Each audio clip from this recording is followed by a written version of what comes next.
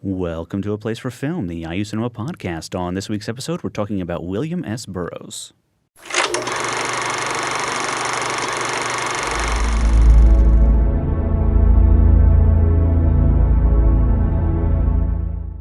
All right. Hello, everyone. Welcome to the show. My name is Andy Hunsucker. And I'm Jason Thompson. And on this week's episode, we're talking about a very special series, very interesting series about the author William S. Burroughs. It's his 100th birthday this month. And with us to talk about this series are Joan Hawkins from Communication and Culture and James Posca from Communication and Culture. So thank you guys very much for joining us. Thanks. You're welcome. Thanks for having us. Yeah. So we'll talk a little bit more about William S. Burroughs later because I'm sure we got a lot to say about him. Okay, so let's talk about William S. Burroughs. The Burroughs Century is the name of the series. This is starting on Thursday, February 6th, and literally the whole weekend is William S. Burroughs. There's nothing on the cinema schedule that is not related to William S. Burroughs. So first of all, Joan and James, talk to me. I know who William S. Burroughs is, but just in case, tell us about William S. Burroughs. Why is he so impactful? Why are we having a whole series of films about him and related to his work that weekend?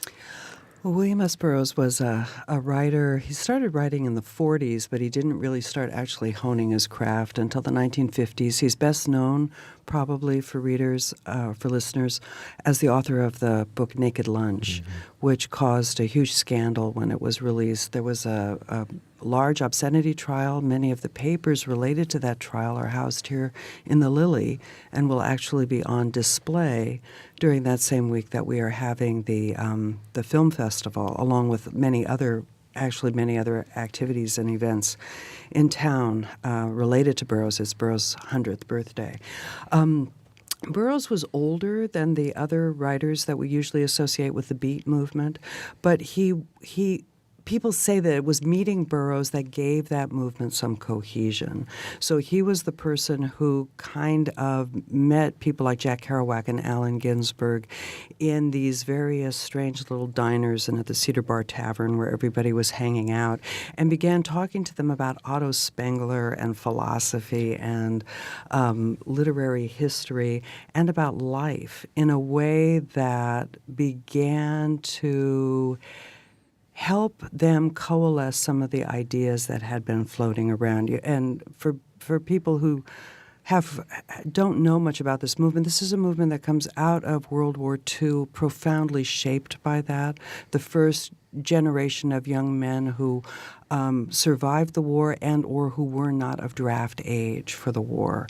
And so came within just a very, like 1 or 2 years of having had the same kind of really soul-shattering experiences that their older brothers had had. And so it was a time of tremendous change in the country. So do you want to add anything to who Burroughs was? He was a drug addict. He was a drug addict. Wrote about his drug addiction and his homosexuality at a time when that was not happening in American culture. And, 2 of his early works, Queer and Junkie, deal directly with that. And also someone that very much spoke out against control as a larger issue. And I think one of the things that the Burroughs Century, which is this large festival, the film part of it is just one little part of it.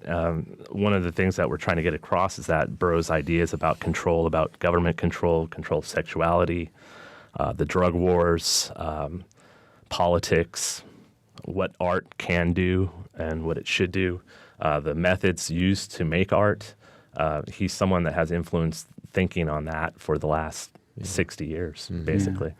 And he had, for people who are fans of both the punk rock movement and the literature that came out of downtown New York about the same time as the punk movement was going, Burroughs had a profound influence. I mean, we would not have had Kathy Acker if it hadn't been for Burroughs. Patti Smith owes a huge debt to him. There's a famous quote by Lou Reed where Lou Reed said, without William, there is nothing. And much of what we sort of look back to nostalgically of the music that came out of 75 through 82, it's hard to imagine that it could have happened in quite that way without the influence of Burroughs. Yeah.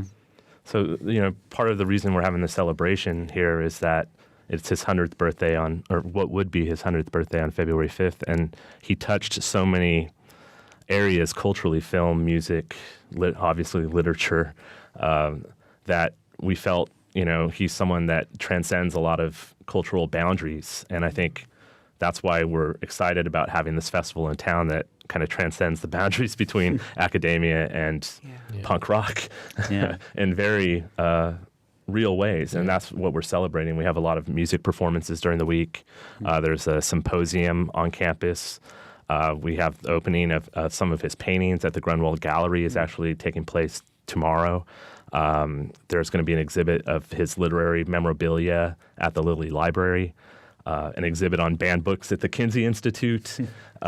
There's so many activities that we have planned, and really the genesis for it started with a couple of people around town, myself, Joan, Charles Cannon, Ed Commental in English, but it really took off when Charles and I met with John Vickers and asked, would you want to do a film series around Burroughs? And John Vickers is a huge fan of the Beat Generation, as we all know from being around here the last couple of years. And his kind of guidance really helped get this whole thing going, not just the film series. So that's it kind of started with the film series, and then it blossomed into this huge event. Yeah. So tell me, we'll talk about the films here in a second. Tell me more about just give me a little more detail on what sort of other events are going on around this series. So one of the things that will be happening is Lydia Lunch is coming to town. So she will be doing a public talk and Q&A in the IU Cinema on Wednesday, February 5th at 1 p.m., and the public is invited. It's not, I don't believe it's even a ticketed event. Just come and take your chances of getting in. And she is, for people who don't know Lydia Lunch, she's a punk diva. She's an amazing woman. She was involved with several bands. She was involved with the transgressive film movement back in the day, and lately has been doing a lot of work for kind of, I guess, I don't even know what to call it. It's sort of like boosting oneself, for a feminist boosting of one's self-esteem. So she's been doing workshops for women, saying that the feminist movement is not dead and giving it her own peculiar kind of punk rock edge. And she, along with the lecture, she's performing at the Bishop. These Tsunamis, a local band, are opening up, but she is doing this really cool thing where she is taking some of Burroughs' work and cutting it up using his techniques of cut up and putting her own work with it and creating a text for her performance that night that's completely new and only for that night. So we're really excited about that. That's Friday, February 7th at the Bishop. Yeah. Tell me about cut up, because I heard about this on the Naked Lunch Blu-ray, and it was fascinating. So tell me what he would do. So you would take strips of text and you would line them up, and then you would shift them, basically. And so it's a variation on I guess I should backtrack. The Surrealists used to do this thing where they would simply cut words at random out of magazines or newspapers, and they would do these sort of collage versions with text. And so what you would end up would be these sometimes very strange but very profound sounding haikus that came about because of their value of chance and serendipity. And Burroughs just took that one step further, where he was doing it in this very kind of controlled and almost scientific way. But the idea was still to decenter our notion of syntax and logical use of language to enable the language to give us new logics. And he did the same kind of thing with film. So the short film program contains a film called Cut Ups, where he and Brian Geisen did exactly the same thing with film strips with the same effect, where you think you're following a cinematic language that you know, and then suddenly you're just derailed. And it's extraordinary, absolutely extraordinary. Yeah, and if I'm not mistaken, he pretty much did that with a lot of things to try to give it new meaning and try to read into something that maybe doesn't make any sense the way it's originally fleshed out. We've had a reading group for the last 4 months. We've been reading some of Burroughs' novels, and and they're cut up novels. So, parts from one novel are over in this other one, and it makes no linear sense. You can't, if you try to sit down and write out what the story is, it would take you years to figure it out. But in some kind of weird dream logic, and I guess that's kind of where the surrealist influence comes in, you start to get deeper meanings out of it, and it really kind of shakes the linear foundation of narrative. I mean, it really messes with that in a physical, material way. It changes the way you think about things, and there's not many artists I can say that do that to me. Mm. Yeah. So let's talk a little bit about the symposium. What kinds of events are happening with that? Well, it started off as a one-day symposium, and it's now a 3-day symposium. Which tells you something. We have on Thursday, February 6th, we have an event at the Lilly. We have 2 curators of an archive at Ohio State, John Bennett and Jeff Smith, who are going to talk about some of the stuff in their archive. I was just there yesterday, saw a handwritten letter from Stanley Kubrick to William Burroughs. Wow. Fondled it, and it was wonderful. And then we have some people later on that day on Thursday from Florida State who were recently discovered a trove, an archive of William Burroughs manuscripts, and they're going to come speak about that. So Thursday we're kind of focusing on archives of Burroughs. Friday and Saturday we're having an academic symposium, conference, whatever you want to call it, where we've invited. Our 3 invited speakers are all international speakers. We have Oliver Harris, our keynote speaker, is coming from London. He's probably the foremost William Burroughs scholar in the world right now, and he's going to present on Burroughs. Also on Friday, we have Jorge Garcia Robles, who's a cultural critic in Mexico City, who wrote a book about Burroughs' time in Mexico City. Called The Stray Bullet, and he's going to present on that. And then on Saturday, we have Jack Sargent, who Joan is very familiar with. Yes, that's wonderful. Do you want to talk about Jack a little bit? He's Jack has been a cultural critic for a long time. He has several books out. He's worked for years on exploitation cinema, transgressive cinema, avant-garde cinema.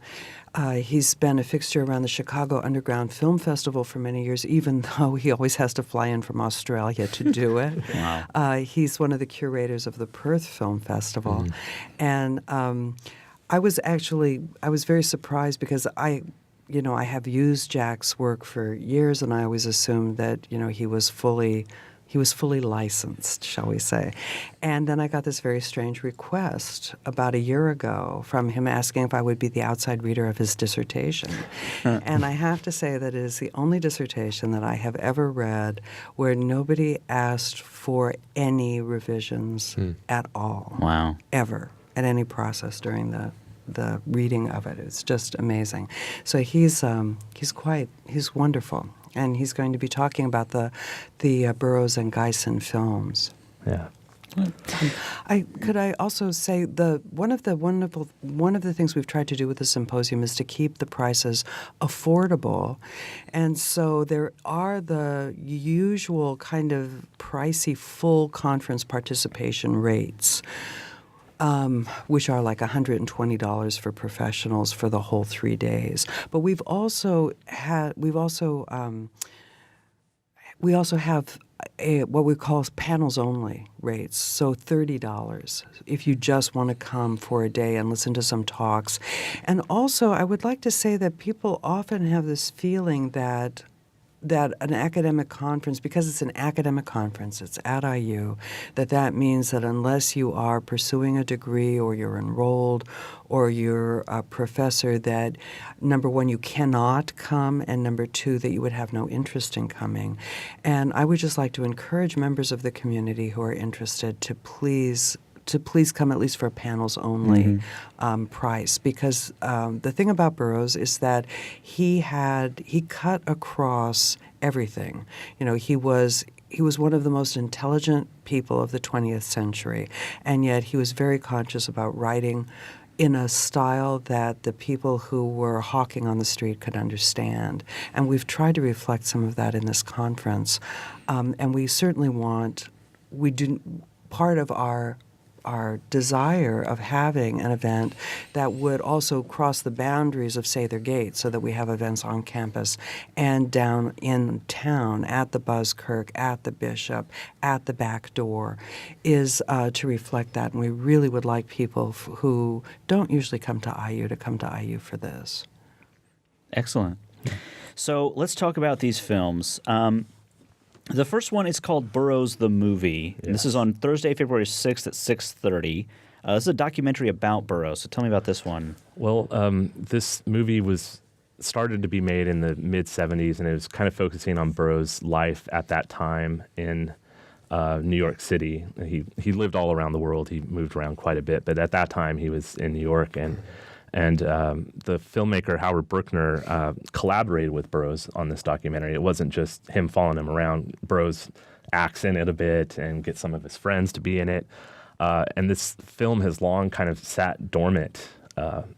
And recently, the nephew of the filmmaker Howard Brookner, his nephew Aaron Brookner, started restoring it. And so when we were putting together this festival and starting to work on it, last year, it's been almost a year now, we've been working on this. John Vickers got in touch, and we were able to create a digital cinema package for this documentary. And so now, since 2014 is the centennial of Burroughs, this film is going to travel and have the IU name on it. So it's a documentary about Burroughs in New York, late 70s, early 80s. Hasn't really been seen since that time, the early to mid 80s. And the trailer, you could check out the trailer online. It is wild, and there are some stars of the New York scene that you will see. Patti Smith, people like that are in the film. And I'm really, really excited. The nephew, Aaron Brookner, will be here for the film, and there'll be a Q&A with him afterwards about his uncle's life. And he's actually filming a documentary about his uncle as a filmmaker. So he's going to film some of that documentary here at the Burroughs Festival. So it's kind of cool that's our first film event for the night. Very cool. The next film up is Kill Your Darlings, and this is a film that just came out. It's got Daniel Radcliffe, and it's somewhat autobiographical, which is something that's always interested me about Burroughs, that triumvirate of Burroughs, Ginsberg, and Kerouac. They all sort of appear in each other's work. They kind of write each other in. Absolutely. So if you've read On the Road, there's Burroughs is in that, and Ginsberg is in that, and then and Hal, there's mention. They don't always mention each other by name. But there's characters, Billy, or someone stands in for. It's obviously Burroughs or Kerouac who they're referring to. Yeah. So I always find that fascinating. So I'm really excited about this one. What do you know about this one? Well, go ahead. We're all jumping forward on this one, I think. Yeah, I think it's going to be very interesting. This will be interesting for people who are interested in the larger beat movement, who might not know a whole lot about Burroughs per se. It's based on this time when Burroughs, Ginsberg, and Kerouac were at Columbia, and along with character who's peripheral to the beat movement called Lucien Carr. And Lucien Carr was sort of like one of those Neil Cassidy-like characters in that he was just this supremely beautiful young man. And someone fell in love with him, and it was not reciprocated. And when it was not reciprocated, the person who had this unrequited love begged Lucien Carr to kill him. And Lucien Carr did. And then spent a day walking around downtown New York with Jack Kerouac, going in and out of places until he finally turned himself in. And it became this kind of apocryphal, very strange romantic story in the beat movement. We're kind of segging back. I would like to also mention that for people who are interested in the beats writ large, one of the things that we will be having on display at the Lily is Jack Kerouac's On the Road Scroll. James Canary is bringing it. And it will be open to the part where Kerouac talks about the Burroughs character. So this is a big deal. Indiana University has access to... Jim Irsay. Jim Irsay, the Colts owner, owns the scroll, and he sort of displays it through Jim Canary, who works at the Lily, which is literally a block from this location. So that's a very important piece of history, part of American culture, and it's here. Yeah. And right here, and real thing. And it'll be part of our display, or the Lilies display, which also includes some materials from Ohio State, but also the scroll. I mean, like you could just say the scroll, and people know what you're talking about. That kind of gives you an idea of the cultural importance of this document. Yeah, and I saw they did a film version of On the Road last year, and it played here at the cinema, and really great film. I really enjoyed it, and it sort of hinted at the existence of the scroll and how Kerouac actually wrote it. It was sort of like, it was one of these movies that's about the writing of the work as much about the work itself. So really amazing that we have access to something like that. Yeah, I'm looking forward to seeing it in person. It'll be the first time for me. Yeah. So Friday, February 7th, there's 2 films, and I've never seen either of these, Drugstore Cowboy and Chappaqua. So I'll take Drugstore. You want to take Chappaqua? Okay. Drugstore Cowboy is an early film, probably the first big film from Gus Van Sant. It came out in 1989. Stars Matt Dillon. A very young Heather Graham is in it.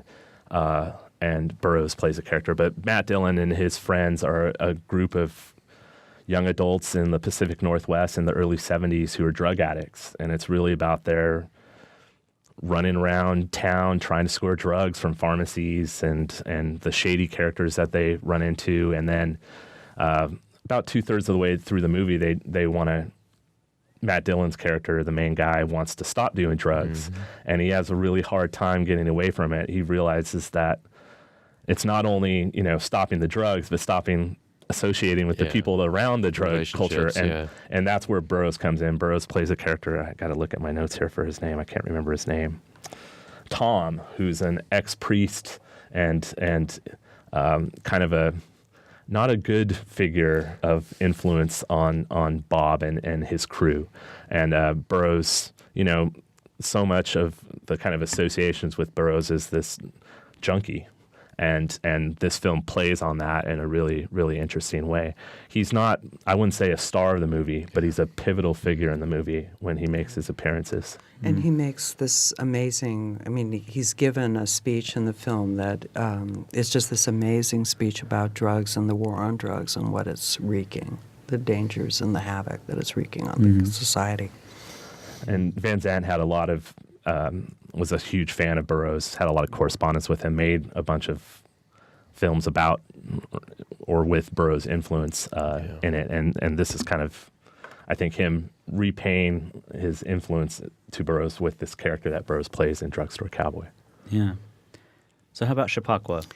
Yeah, I think we actually need to call it Chappaqua. It's named after Chappaqua, New York. Okay. And it's written by and stars this guy Conrad Brooks, and it's based on Conrad Brooks's own dealings with drug addiction while he was living in Switzerland. It stars Burroughs as one of its cast, but it also brings in a number of figures, like I think Allen Ginsberg is in it. Ornette Coleman plays part of the score. There's another part of the score that's written by Philip Glass. Ravi Shankar. Yeah, and this is I was just checking to see what the format is. It's going to be digibeta for people who are very fond of experimental film from the 60s or independent film from the 60s, like the early Cassavetes era. This has been something of a cult film for a long time, and for a long time the only version you could get anywhere was this wretched video that was being distributed through Facets Multimedia in Chicago. That's the only version of it I've ever seen. So I'm very excited actually to see this on the big screen and see it looking, because within that wretched video are hints of how phenomenal it could look if it was if you had a good transfer. So I'm very excited. And some good drugs as well. Yeah, it's definitely of that time and very much about that. Yeah. So on Saturday, February 8th, Twister and Haxan Witchcraft Through the Ages. I have seen Haxan, but I don't think I've seen this version of it, because this version has Burroughs commentary, essentially, or Yeah. narration. Yeah, this is an old classic horror film from the 20s, 1922. It's a Danish film by Benjamin Christensen, and it's this sort of tongue-in-cheek. It's supposed to be a look back at the persecution of witches as being the persecution of women who were essentially suffering from hysteria. But there are parts of it that are phenomenally funny. There are parts of it that are quite tongue-in-cheek. It's a real over-the-top thing. But the most interesting thing about it, I think, is the way that it's passed into public culture, because there are so many different versions of this film. It seems like every punk band that I know of, independent punk band, did a version of Hexon where they would cut the film differently, cut out certain scenes, include other scenes, and then do their own soundtrack for the film. And then there's the Burroughs one. There is, I don't know, there are at least 16 versions of this film floating around with different soundtracks and all cut differently. So you can say truly that there's 16 different versions of Hexon. And the one we'll be seeing was cut by Anthony Balch, who's a filmmaker that Burroughs worked with extensively, and we'll talk about him. A lot of the short program is composed of films that Balch and Burroughs did together. But Burroughs does the narration for Haxon in this version, and it's, if anyone has heard Burroughs' voice, it's that unmistakable croak of a voice, and I haven't seen this version of it myself, so again, something I'm really excited. And unlike the versions by people like Dr. Astronaut's Body, this one has a soundtrack by Jean-Luc Ponty, which I think is going to be a very interesting juxtaposition, shall we say. Yeah. So tell me about Twister. I've never heard of this film. I mean, it's not the Twister, the tornado movie. It is not the Bill Paxton movie. No. Yeah, no, it's not. Because at first I thought, wait, did they somehow morph a Burroughs book into this? What is going on? There's a poster in the background of the Michael Bay one, right? That was a Michael Bay one, right? I don't know who did that. But this one was by Michael Almereyda, who some people might know. He did an early 2000s version of Hamlet that starred Ethan Hawke. Okay. That had a famous scene in a Blockbuster video. This is his first film, and I haven't seen it, and again, I'm excited to see this one. It's about a strange family in Kansas. Harry Dean Stanton's the father. Dylan McDermott's, a very young Dylan McDermott is one of the sons. Crispin Glover is one of the family members as well, the gentleman that visited us last year. And they're trapped in their farmhouse because of an impending tornado. And Burroughs plays their neighbor who just goes out in his barn and shoots targets. Burroughs was a big fan of guns and used them quite often. And again, Michael Almereyda has some connections with Gus Van Sant. So it seems kind of another role where Burroughs is there as a kind of recognizing his influence on these filmmakers, and they put him in these roles where he's playing a variation of himself. Yeah. So the last day of the festival here, Sunday, February 9th at 3 p.m., there's a Burroughs Shorts program. So tell me all about that. These are the films that Burroughs made with Anthony Balch and Brian Geisen when he was living in London in the late 50s, early 60s. And again, these are films that they're beautiful experimental films. Some of them are experimental just by virtue of narration. So you have Bill and Tony, where Bill Burroughs pretends to be Tony Balch, and Tony Balch pretends to be Bill Burroughs, and they take turns reciting the Barker's speech from the beginning of the movie Freaks, so to give you an idea of the kinds of stuff you're in for. Cut-Ups is based on the cut-up method. Towers Open Fire is this kind of sci-fi apocryphal thing. William Buys a Parrot is William buying a parrot. But they're beautiful films, and again, we have really wonderful. We have a really wonderful transfer of them, and I think that this is another package that we're putting together that will now circulate, because once again, the only commercial possibility of getting these films for a long time has been through a wretched videotape offered by our friends Fastest Multimedia in Chicago. But now we're going to have a beautiful digital transfer that's going to go out again with the IU logo on it, thanks to our friends here at Telecommunications. Yeah. Yeah, it's really exciting that one of the, when you're doing some kind of cultural event like this, you want it to have some kind of lasting influence, and just the fact that a couple of these films, well, the shorts and Burroughs the movie, are going to carry the IU name afterwards is I think really important and speaks to the kind of importance of this event. Yeah. So the final film is a film that I've seen. I cut a trailer for this, actually, so I watched it very carefully. Naked Lunch. Yes. Which is an amazing film starring Peter Weller and directed by David Cronenberg. Cronenberg. It's so bizarre. Like, I cannot tell you how difficult it was cutting a trailer for this movie. Yeah. Because normally when I cut a trailer, I'm like, all right, I need to sort of explain what the story is like. I need to cut it down and find a couple lines that explain the story. Not possible in this movie. Well, think how tough it must have been for Cronenberg to Exactly. Well, and what we were talking about earlier, this, people see Naked Lunch and they think, oh, it's an adaptation of the book, and there are parts of the book in it, but it's more biographical about Burroughs, and so it's strange, extraordinarily surreal and psychosexual, and there's all these deep undertones of homosexuality and drug addiction, and I don't think they're undertones. well, they're not. Definitely, you're right. I think not it's pretty overt, right? Very, very overt. Very overt. But yeah, and it talks about like Burroughs' wife, and it gets into like his real life, and seeing some interviews with Burroughs and seeing Peter Weller's depiction of William S. Burroughs. It's a little creepy how well he was fitting all of those mannerisms and all of that in. Yeah, it'd be nice as at the first night of films we have Kill Your Darlings, where Ben Foster, a young actor that I really enjoy, does his version of Burroughs, and then to see the Peter Weller version, the last film, it'd be a kind of nice bookend, I believe. Yeah.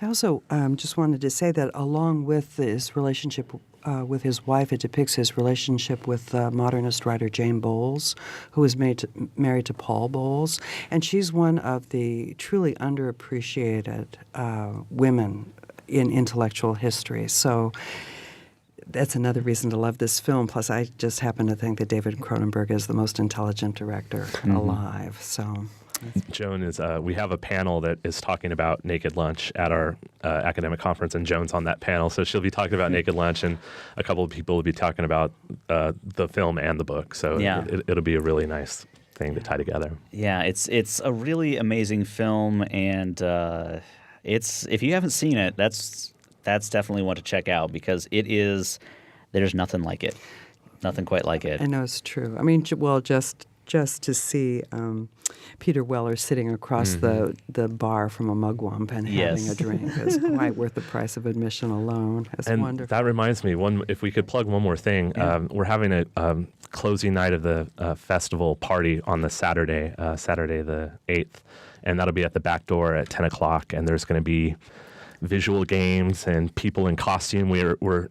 I'm dressing up as Dr. Benway, and it's going to have blood all over me, and we're going to have a seance at midnight to call William Burroughs' spirit forth. So listeners out there, please come to the back door. It's going to be a really, really fun party that night. I imagine. Could I put in another plug? I mean, Sure. also at the back door. So we've told you that tomorrow night, January 24th, we're having the opening at the Grunwald Gallery, an exhibit of William Burroughs' paintings. And so that will be starting at 6 o'clock. We have hors d'oeuvres provided by Farm. We have a cash bar. And I just was over at the gallery earlier today, and the exhibit looks fantastic. But also a week from Friday, on the 31st, at the back door, we are having our final kind of community fundraiser, which is a staged reading of the Junkies Christmas. We're doing this in conjunction with the Writers Guild at Bloomington. And Junkies Christmas is a a narrative tale, so you don't have to worry about coming and it being a very surreal, impossible to follow thing. It's a very heartwarming Christmas story about what happens when a junkie provides an act of kindness to a fellow sufferer. So we're going to do a staged reading. We have music by some local musicians, wonderful musicians, and we will be also showing the short film that Francis Ford Coppola, who knew, did of that same story of Junkie's Christmas with claymation. So that will all be at the back door, January 31st. Doors open at 8. Show starts at 9. The back door is always a good time. All right. Well, this is an amazing event. Lots of great films, lots of great talks. I've been to I went to the Orphans Symposium last semester, and I loved it. I wish I could have stayed there the whole time. I'm going to try to get to at least one full day of the symposium this time around. Bring about 100 friends with you. 100 friends. I might have 100 friends to bring. Who knows? But yeah, Chase, any final thoughts on this? Oh, I'm just excited. The variety of stuff that you guys have going on is really, really cool. And to know that a lot of work went into it. And like you said, the fact that, the university is able to make these DCPs of not only these like big Hollywood movies, but also these other smaller films that are just as important to other universities or other, theaters that want to show it is really exciting. Yeah. And just to know that people who really care about Burroughs are spearheading this event and clearly have a great knowledge of his impact to build that series around. That's really important, and I think the audiences definitely can tell that you guys are very excited about this and very dedicated to this. So, I think that'll do it. Any final thoughts from you two? No, just please come join us. I mean, it's going to be intellectually stimulating and all that, but it's going to be a celebration and a party as well. Yeah, and truly something for everybody. Excellent. All right. Well, thank you guys very much for watching and listening. My name is Andy. And I'm Jason. This has been, and always will be, A Place for Film. A Place for Film is recorded at WFIU Studios in Bloomington, Indiana.